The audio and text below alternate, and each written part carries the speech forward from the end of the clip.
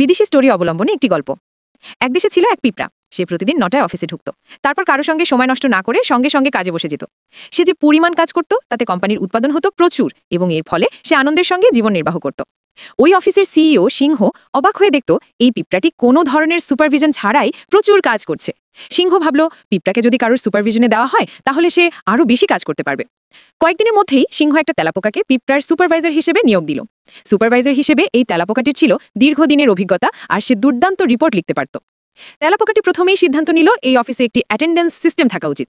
কয়েকদিনের মধ্যেই তেলাপোকার মনে হলো তার একজন সেক্রেটারি দরকার যে তাকে রিপোর্ট লিখতে সাহায্য করবে।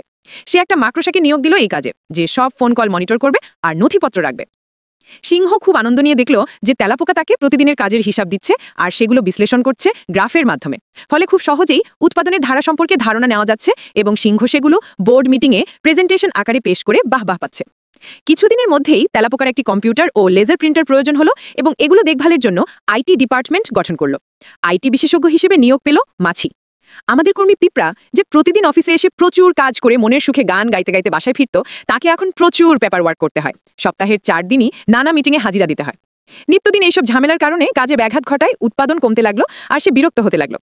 সিংহ সিদ্ধান্ত নিল পিঁপড়া যে বিভাগে কাজ করে সেটাকে একটা আলাদা ডিপার্টমেন্ট ঘোষণা করে সেটার একজন ডিপার্টমেন্ট প্রধান নিয়োগ দেওয়ার এটাই উপযুক্ত সময়।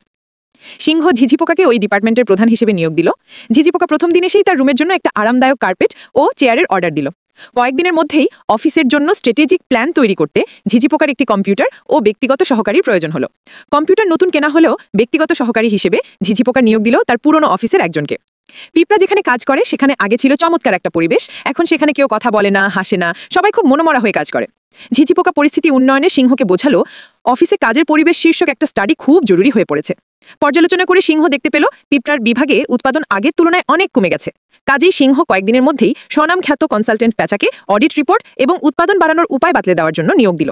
প্যাচা 3 মাস পিঁপড়ার ডিপার্টমেন্ট মনিটর করলো, সবার সঙ্গে 1-to-1 কথা বলল, তারপর বেশ মোটাসোটা একটা রিপোর্ট পেশ করলো সিংহের কাছে। ওই রিপোর্টের সারমর্ম হলো এই অফিসে প্রয়োজনের তুলনায় কর্মী বেশি, কর্মী ছাঁটাই করা হোক। পরের সপ্তাহেই বেশ কয়েকজন কর্মী ছাঁটাই করা হলো। বলুন তো কে সর্বপ্রথম চাকরি হারালো? ওই হতভাগ্য পিঁপড়া।